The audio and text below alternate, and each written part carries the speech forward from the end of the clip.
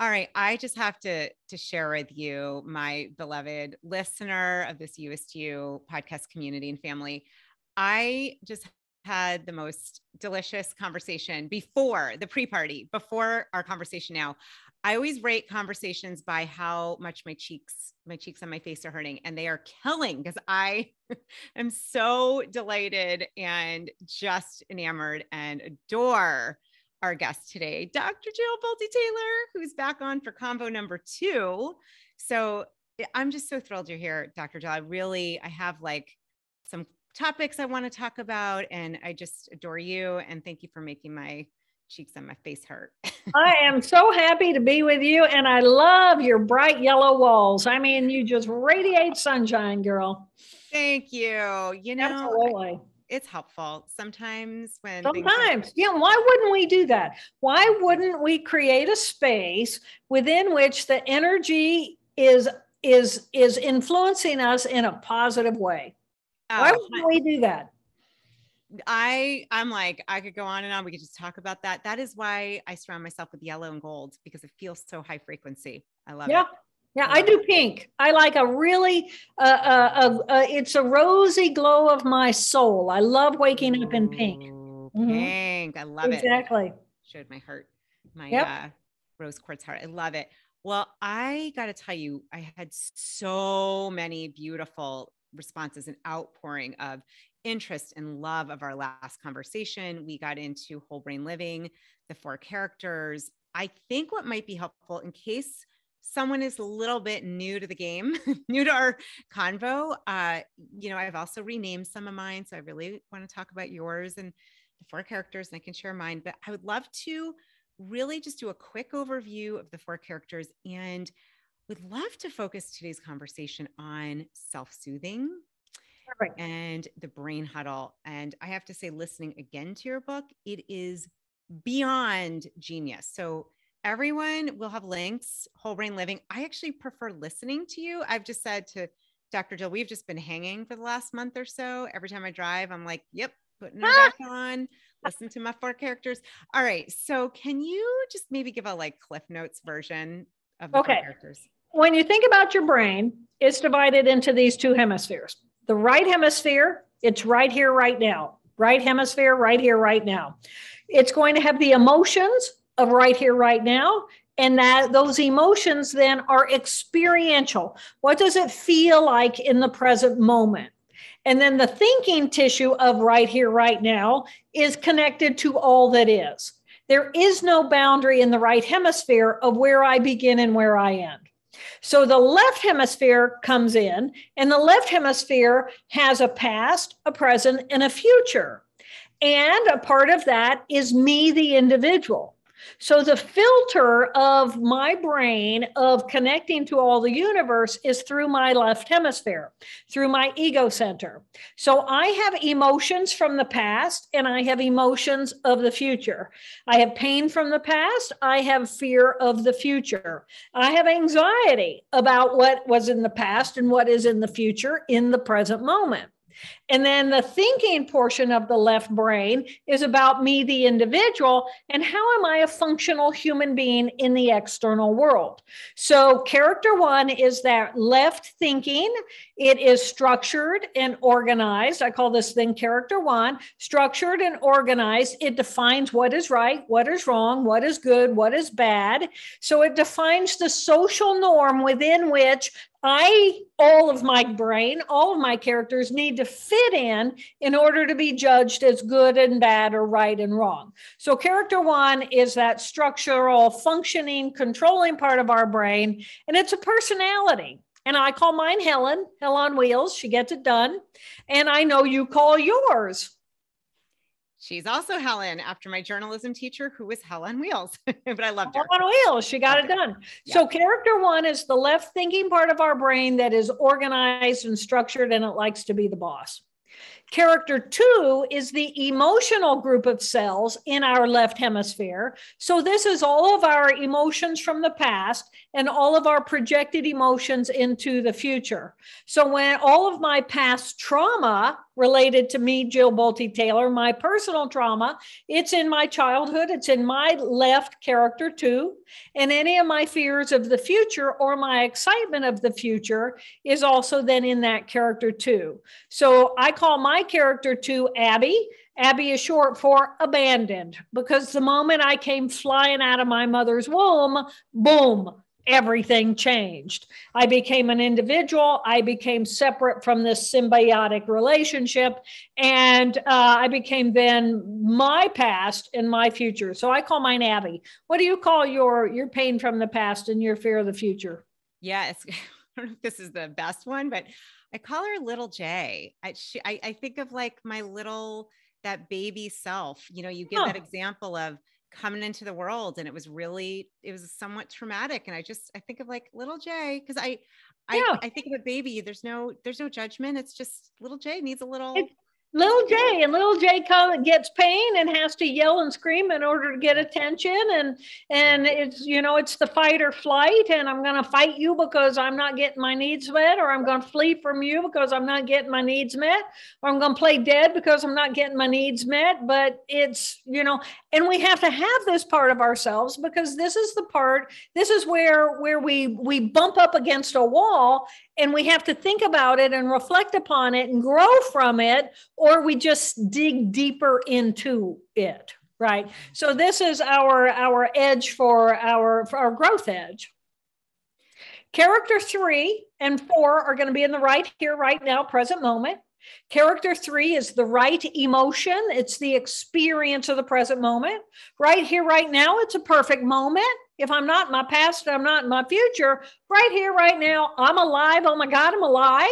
And I'm curious. And in my curiosity, I'm creative, and I'm open, and I'm innovative, and I'm adventurous. And I want to go on an adventure with you, because it's not just about me. And, it's like in the present, it's like, let's explore together. And what's it feel like in the present moment? And this part of me is an adrenaline junkie, because that sounds like fun. And I want that level of stimulation. So it's the risk taker, and it's creative and open to possibilities, because it's not bound by the box of the left hemisphere. And so I call mine Pigpen. And Pigpen is that character in Peanuts, which is like walking around in a chaotic disaster of dust all the time, because that's pretty much that part of me. She's very creative. She's open to possibilities. She's plumbing. Sure, let's go make that mess. Electricity, electrical. Sure, let's go make that mess. Go out into the woods and go on an adventure and look for worms and geodes and whatever. Yeah, let's go do that. And I want you to go do that with me. So mine's Pigpen. What do you call your character 3? Okay, I've renamed her, and I realized for me, it's Joy. I call Joy. her Joy. Yeah. It's right. It's just joy. Whatever it is we're doing, it's joy. Yeah. Right? Present moment, joy. And then character 4 is the thinking tissue of that right hemisphere. And this is the part of us that is just connected to all that is. It's good with whatever. It's looking at and observing facial language. It's observing body language. It's listening and hearing intonation of voice. It's having the experience of life, but it's good with whatever is. It's simply this beautiful divine piece of ourselves, and it's all knowing and all present and grateful to be alive. And this is a consciousness that is infused in every cell of our body. It's the energy of the universe that has infused itself into our life form. And I call mine Queen Toad, because she's a queen. She's as big as the universe. And I call her Toad because she spends half of her life living on a lily pad called Brain Waves on a boat in Kentucky. And she's just good with what is. She's a little bit goofy. How about you? I love it. I'm like, let's hang here. I'm like, I love character 4. She's like, yeah, love all this.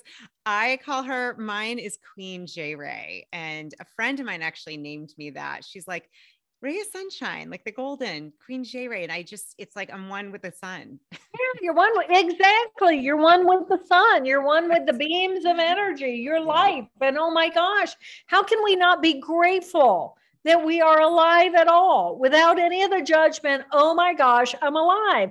And if I have a problem, then I have a problem, but 99.99% of me is still okay. And that big piece, that beautiful piece of gratitude is that character 4. So we all have all 4 characters. These are anatomical modules of cells inside of our brain, 2 emotional and 2 thinking modules inside of our brain, and they're all good. First of all, thank you for explaining that. And I think even just that phrase, they're all good. That is, I think, where many of us get, and I'll put myself in there, get tripped up. Because sometimes it doesn't feel all good. Right. That's true. And that is maybe where we can bridge into how to start connecting with these 4 characters and soothing ourselves, especially when, I'm typically in the camp, often there's fear or anxiety that shows up. It might be anger, resentment, or, whatever that is. But I love that you just said, and you say this throughout the book, it's all good. They're all good. They're all good. They're all important. Yeah. They are all important and they all serve their purpose. Characters 2 and 3. Character 2, emotion of the left brain. Character 3, emotion of the right brain. This is the alarm, alert, fear, flight, freeze circuitry inside of our brain. This is the amygdala and the hippocampi, 1 in each hemisphere. This is the circuitry that is making the assessment in the present moment. Character 3, am I safe right here, right now? Well, if there's a bus coming at me, I'm not safe in the present moment. I need to move my body, right? Fight, flight, freeze, get away from the bus.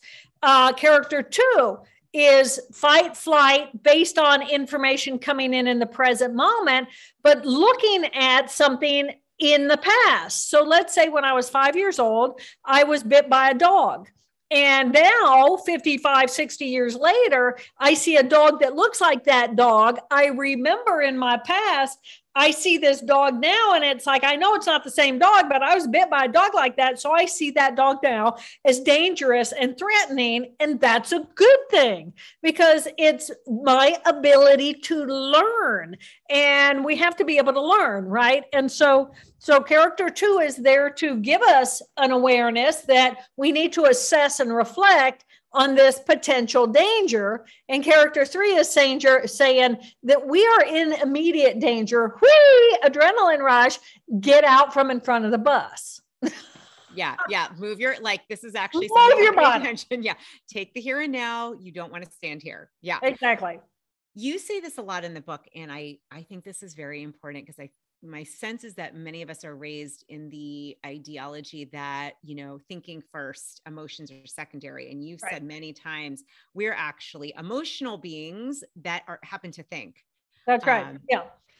When you think about how the brain processes information, it comes in from the external world through our cranial nerves and our spinal nerves. It comes in and then it goes right straight to the emotional system of the amygdala, the one in the past of the character 2 and the one in the present of right here, right now, character 3. So information is coming in and going bam, straight to the emotional system and saying, am I safe? Am I safe? Because that's the bottom line. I need to know in the present moment if I'm safe. If I'm safe, then I can explore. If I'm not safe, I need to protect myself. So information first comes into the limbic system. I'm a feeling creature that then thinks. Information then, if I'm calm, then my hippocampus can turn on, 1 in each hemisphere, and then I can learn and memorize new information. So we are feeling creatures who think. And so many of us act like we're thinking creatures who feel, and that's just not the way we're wired, which means we always have to be open to and address openly and honestly with the emotions that we're feeling. Okay. This is why this needs to be taught. I know we've talked about this. This needs to be taught in kindergarten, nursery school, and on. Yeah. Absolutely. And I have to say, growing up in a hyper intellectual area, I grew up right outside of where Harvard is. So I know exactly where you spent some time. It was very, I mean, loved my teachers and all. It was so focused on thinking and, Yeah. you know, the emotional piece, it was like secondary and move past them. And I love, you know, it's what the link is that no, this is actually, it is connected to your brain. It is completely, we are feeling creatures first who We're think. feeling creatures who think. Yeah. Yeah. And how we choose, how we think, or our ability to think and the quality of our thinking is impacted by our quality of how we process our emotions. So say, for example, I'm a person and I'm highly intellectualized, which in my language means my character one has been trained off the wazoo. I've got a PhD in neuroanatomy. For God's sake, I'm studying the brain at Harvard. Right? I care about intellectual, and then I have these emotions going on, and it's like, well, I can push my emotions down and just rationalize and think through everything, but the emotions then are like in a pipe, and it's energy in a pipe, and eventually it's like a liquid. It's got to flow. If it doesn't flow, then it's going to build up and explode, and then you're going to look at me and say, oh, Jill, I love her. She's very smart, but she's very passive aggressive. Well, why is she passive aggressive? It's because she isn't processing her emotions along the way and making peace along the way. So then I push them down until I just explode. And then I still don't address them. I just explode. And then we go back through that process again. So whatever's going on with somebody emotionally, that's in how they're managing the emotions. We have to recognize this is energy. Emotions are nothing except energy inside of our brain. And if we don't dissipate and process and value the lessons we can learn from processing that energy of emotion intellectually, then we're bypassing circuitry that is vital to who we are as a healthy human being. And when you look at the mental health of society, we need to manage these emotions. Yeah. And I would love to talk about that. It's interesting. I'm having this like moment of, you know, I was sharing earlier with you, and I know addiction has been rampant in many different people's lives. For me, the way of dealing with not wanting to feel these emotions, I just use food. That was my drug. I know all of a sudden I'm dreaming about pizza because you. Right. I know. I'm like, oh girl, I could eat you under the table with that, but that's all right. That's another day. I don't want to like challenge that because that's. And we don't want to do that, right? Yeah. I don't want to like. As much fun as that sounds, it's like, yeah, no, I don't want to win that one. Yeah. But it's funny. I remember I didn't like how I felt. I didn't know what to do with it. And it just cut it off. Now, some find that in other drugs of their choice, alcohol, you know, other gambling, other types of addiction. And I know you talk a lot about addiction and how using the 4 characters, how you can actually shift that. And it just hit me. I'm like, you know, I really it took me a long time. I wouldn't say I'm fully there, but being with emotions that I may not love as much. I don't feel comfortable with. Right. Well, and as you think about it, even if it's physical pain is energy. It feels hot. It feels like it's burning. It feels uncomfortable. We want to get away from it. Same thing is emotions. Those emotions, when we feel rage, it's just energy running on a circuit inside of your brain that feels physiologically like rage or like sadness or grief. Oh my gosh, what did these emotions feel like inside of your body? Well, you're running emotional circuitry, but really it's just energy flowing through a group of cells inside of your brain that makes you have a physiological response, but really it's just energy. So if I'm having a craving for something, I can observe that craving. I have been addicted to cigarettes. I was really addicted to menthol. Oh, I can still feel it. You know, I haven't had that addiction. I've been off cigarettes for over 30 years, but I can still know exactly what that's like, you know, and that will never leave me, which is what makes it an addiction. It's an addiction because I still have this incredible impetus toward with desire, but I know that is an energy flowing through me. And I can experience the energy without having it hit my motor system that gets me to the store to buy those cigarettes to have that fix again. And by the time I get there, in order to get that fix, the fix has long gone out of my physiology. Now I'm just acting out habitually. Yeah. This is very interesting. And of course, characters 2 and 3, as you talked about, being the emotional, either in the past or future or in the present.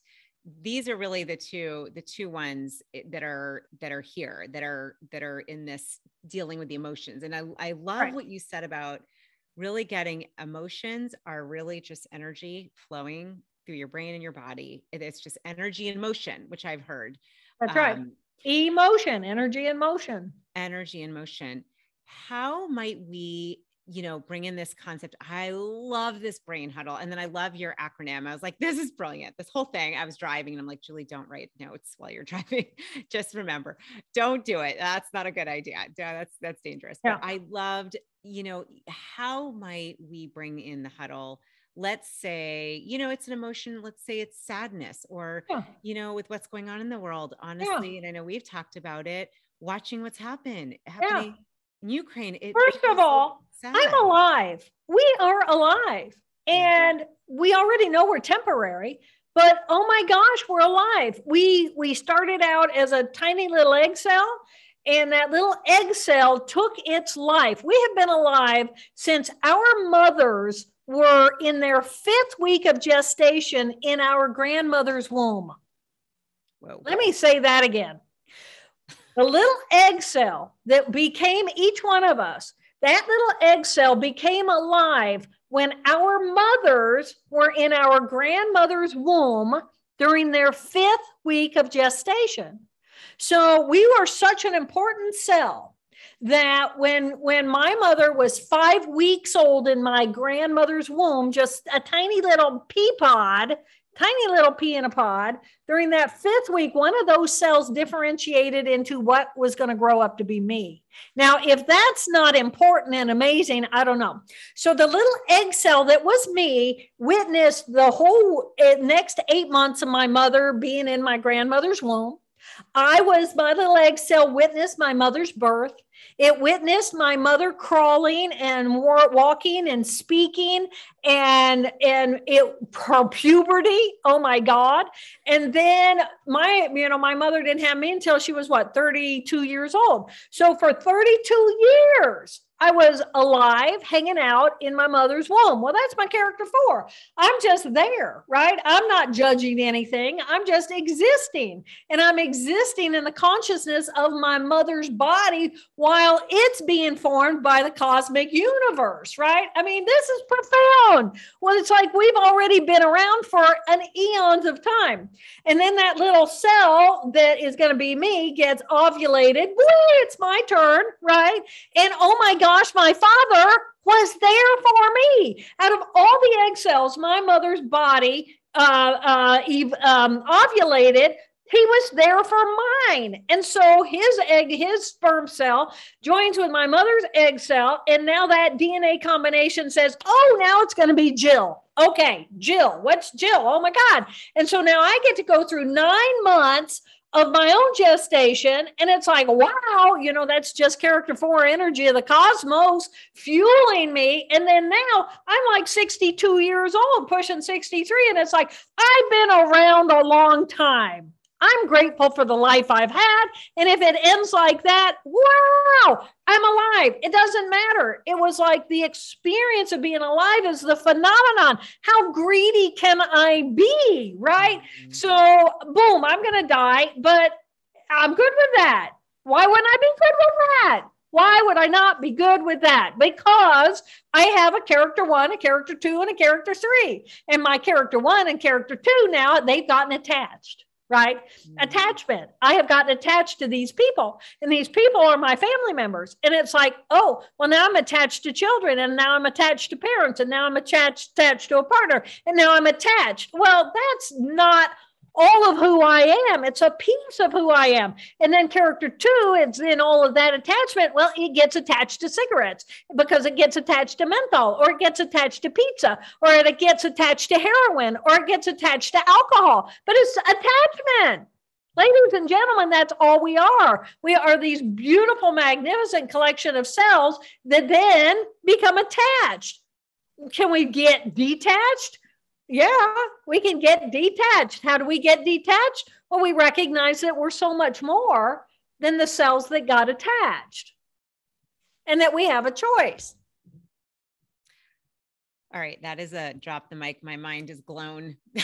I've heard a lot of things. You had me at my grandmother's 5th week of gestation. I'm like, oh my gosh. I know. I mean, life. Wild. This is life. Yeah. And it's like, then this left brain comes on and says, well, no, I need it to look like this. Character 1 comes on and says, well, I need it to look like this. And I need my house to look like this. And I need my family to look like this. And I need my children to look like this. And I need my spouse to look like this. And I need the ring on my finger to be this big. And it better be this quality, right? Because that's it, right? You know, that's definition of how do I fit then into the social norm. And then my little character 2 is going, well, it's not good enough. I want more. It's not good enough. And I'm not happy. And I'm not happy with you. And I'm going to be miserable. And I want you to be miserable too, because we're codependent. And that's the kind of relationship that we have and that we're nurturing. And it's like, hello. And then it's like, now I'm going to have a relationship with all of my addictions. And it's like,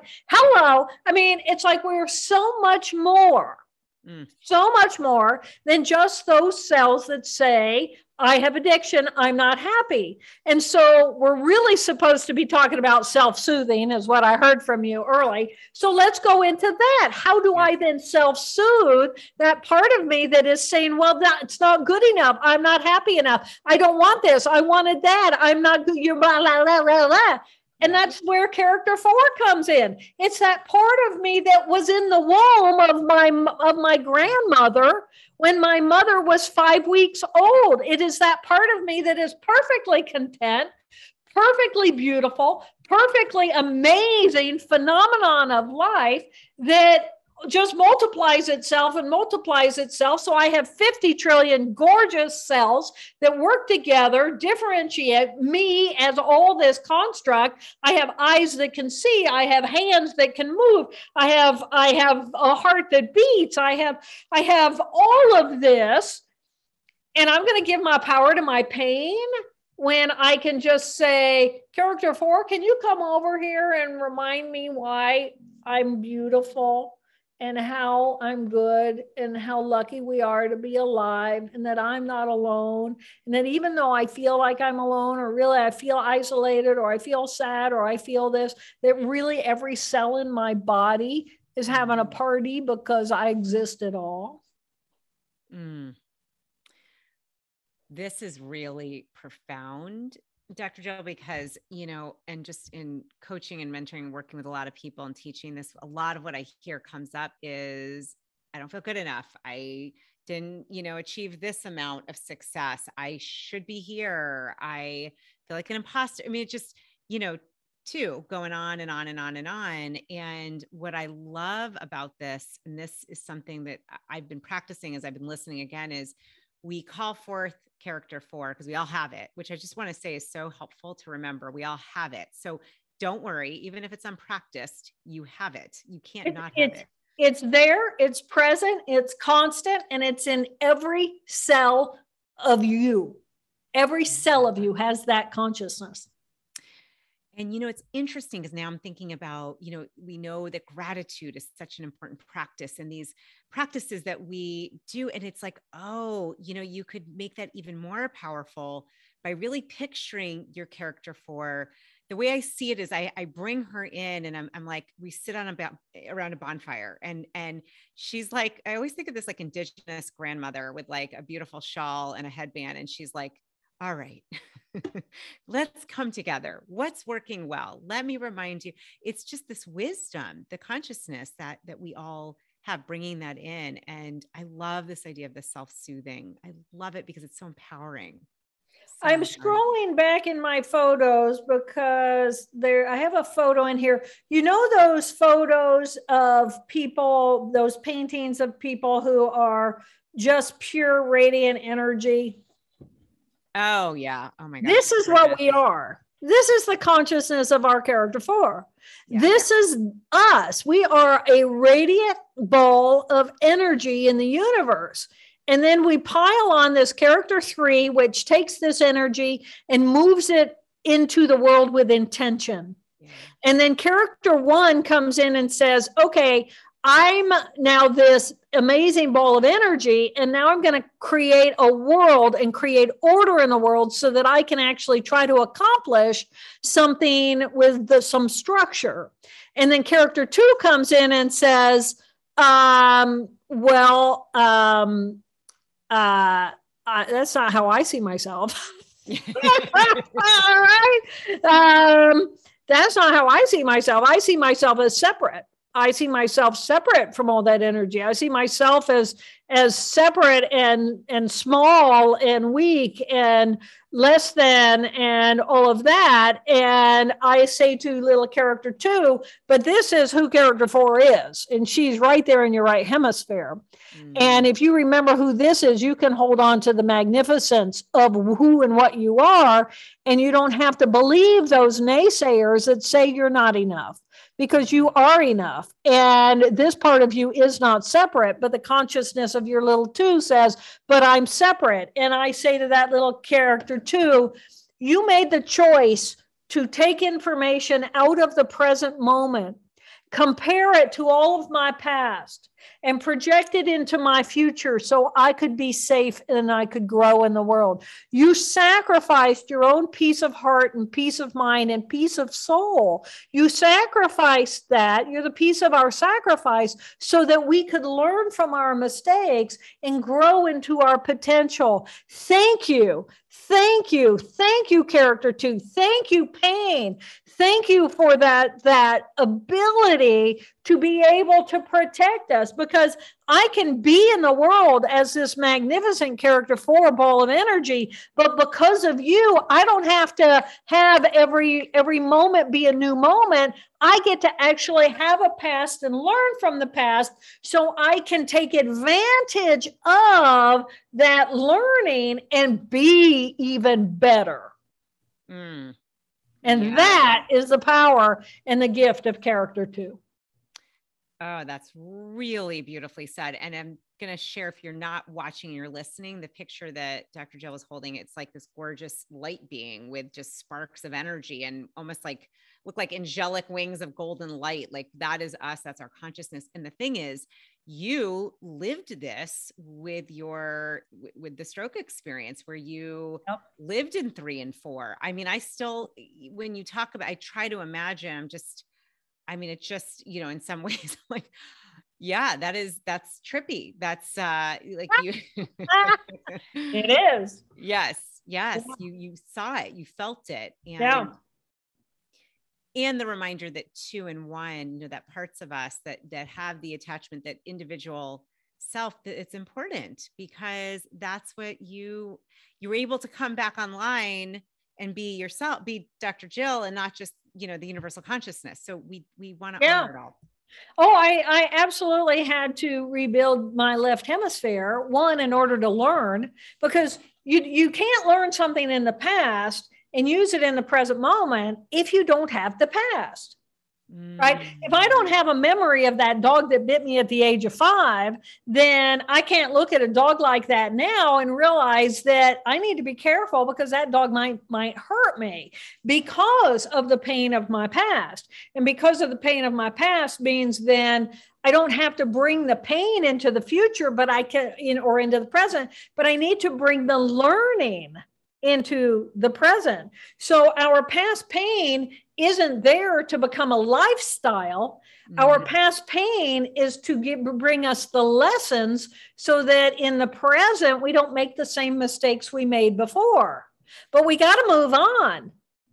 Otherwise, it becomes a lifestyle and we live a miserable life. And who wants that?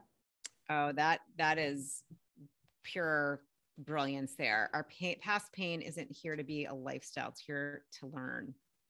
Exactly. Yeah, that is powerful. It's powerful. I wonder I know before we wrap, although I have to say with you, I feel like we already did chat before I could just talk to you for 7 hours and then some. I'm like, all right, we'll do around 3. Like I just love talking to you so much. Can we do an example of a brain huddle? Like what that means and like maybe you could role play it. I want people to really get how powerful the brain huddle is. So the brain huddle, BRAIN, it's an acronym. The huddle. What's the huddle? Well, these 4 characters are the team, right? And teams get together and communicate with one another about the next play. So the brain huddle is a tool that our 4 characters can use in the present moment to figure out how do we want to be, which of our 4 characters do we want to give the microphone to in the next moment so that we get the turnout of possibility that we want, right? So this is, in my opinion, pure power. So now, and I encourage all 4 characters to practice the brain huddle 20 times a day. Seriously, 20 times a day. Character 1, you can put it on your timer, on your watch to say, ping at me every hour on the hour and every hour on the hour. Character 1, because character 1 would do that, right? Put it on the to-do list, put it on the schedule. So character 1 can say, okay, brain huddle, everybody come into the present moment. Character 3 is out being playful. And it's like, oh, it's a good time for a brain huddle. Let's have a brain huddle. And so character 1 is 3 and creative and joyful. And it's like huddle, and everybody comes into a huddle when I'm happy, right? And playful. Character 4 is out with God or in prayer or just in a state of complete satisfaction and gratitude and says, okay, it's a great time for a brain huddle. Let's have a brain huddle. Now, why do I want them all to get used to it? Because it's like a muscle you need to exercise. It's circuitry inside of your brain, and you need to take a brain huddle when your character 2 comes online and is not happy. Okay. Character 2 can get addicted to its own unhappiness, right? We can hold a grudge, not just for an hour or a day, but for 10 years, right? We can hold grudges for a lifetime. Is that really what you want to do? Is that how you want to spend your energy? Is that how you want to spend your precious time called your life? Well, you might for a little while, but wouldn't it be nice to be able to know how to get out of it? So the brain huddle, B, breath. Focus on the breath. Why does everything like meditation, yoga, why do we focus on the breath? It's a train that runs down the track of the present moment. Bring your mind to the present moment. Focus on your breath. You can change the frequency of your breath. You can change the amplitude. You can manipulate your breath only in the present moment. B, breath. R, recognize which of the 4 characters just called the brain huddle. Did my character 1 call it because it's on the clock? Did my character 4 call it because it was feeling gratitude and wanted to love on everybody? Did Pigpen character 3 pull it out because it was like, hey, everybody? Or did you just really get almost really upset with your ex? And it's like, I don't want to go down that rabbit hole and be mad for the next 3 days or be upset for the next 2 hours. I want to get myself in and out in less than 90 seconds. Right? Because these emotional circuits run in a pattern of 90 seconds. Okay, so R, recognize who called the huddle. A, appreciate no matter who called the huddle, appreciate that there's 4 of us and we are all on the same team and we can hook into all 4 of us. So appreciate that the huddle is here. The team is online. R, B, breath. R, recognize who called the huddle. A, appreciate there's 4 of us. AI, inquire. Okay, in this moment, who wants the microphone? Okay, well, I almost went down a rabbit hole, right? Somebody just really upset me and it's like, oh, I so could have gone there, but I don't want to give my character 2 the microphone. Instead, I want to give my character 4 the microphone and say, okay, in this moment, I'm just going to have a little prayer and I'm going to feel a sense of gratitude that I'm alive. And I don't have to give my power to that other person who almost took me down that rabbit hole. My little character 2 said, I'm about ready to go bury myself. Character 4, I need some love. So we pass the mic over to character 4. Character 4 says, we're good. We're going to self-soothe. We're good. We're fine. We're all right. We're going to let 90 seconds flush through us, flush out of us. And we're going to get on with life in a happy way because these people around me love me. And that person, I'm not going to give them my power and let them hook into my character too. So I inquire, who wants the microphone? We might decide we're going to give the microphone to character 1. Character 1's good at fixing things, or let's go do something. Let's go run some things off the to-do list and forget about that person who really wanted the microphone and wanted to control me by hooking me into my character 2 pain, but we're not going to give them our power. And then N stands for navigate, moment by moment by moment. Navigate which of our 4 characters we want to give the microphone to. And that way, then we are owning our power. This is called owning our power, the power of the whole brain living experience. And the tool that we can use here is the Brain Huddle, BRAIN. B, breath. R, recognize who called the huddle. A, appreciate we're all 4 here. I, inquire who do we want to, as a collective whole, give the microphone to. And N, navigate our life. Oh, bravo. I'm like, I feel like I'm in a concert. Bravo. That was really, really well done. And so powerful. Isn't it so powerful, my friend? Are you listening? Are you with us? This will be in the show notes, but can we give Dr. Jill like an amen, hallelujah, like just high-fiving? Hello, this is Jean. Yes. And I'll tell you this morning, as I was, getting ready and excited, like I always love talking to you. I was so excited and had a little text from someone who started to instigate a little anger. And it's funny. I felt it. It went through my body. I was like, whoa, I'm angry. Wow. That really pushed a button. And then I was like, wait a minute, let me get them all together. I think it was my character 4 who's like, let's come back. Let's look at the situation. And I have to say, I won't say the first time, but one of the first times I actually felt physiologically those emotions. It felt like I became the observer and I could sit and see it going out on the outside. And this works. This really works. It's power. It is pure power. I truly believe this is the evolution of humanity. This is the evolution of we as crazy people with enormous mental health issues all around the planet. This is us figuring out who are we? Who do we want to be? How do we get there? And it is through whole brain. We have a whole brain for a reason. Let's take advantage of all the strengths that are in there, capitalize on that, and be the people we want to be. It's so beautiful. It makes me think, one of the areas I studied was in positive psychology and appreciative inquiry, and that idea of really getting curious and asking life-giving questions. And it just has this whole appreciative, life-giving nature like this. Oh. It's taking the best of what is humanity. And it's really your teaching. I mean, it's just beautiful. And to remember, we're talking 90 seconds. And that is what happened.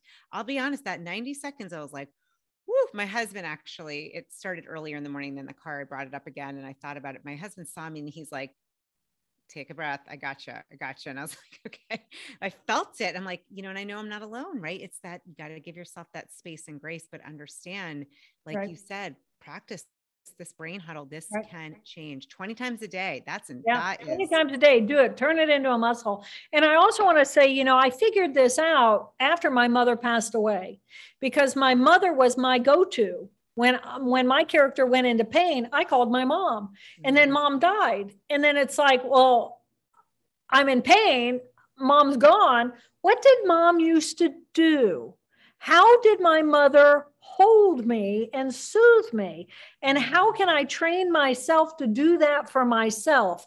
And it was character 4. It was my mother would come in as a character 4. First, she'd come in as a 1 and say, are you okay? Do I need to fix something? And it was like, no. And she'd come in with her character 4, and she would just hear me and hug me and listen to me. And then before you knew it, she had me in my character 3 and we were cracking up. Wow. And it was like, we can train ourselves to do this. And that's exactly what your husband said. I've got you. Well, it's great when you've got an external who's got you, but boy, you've always got yourself if you ever need it.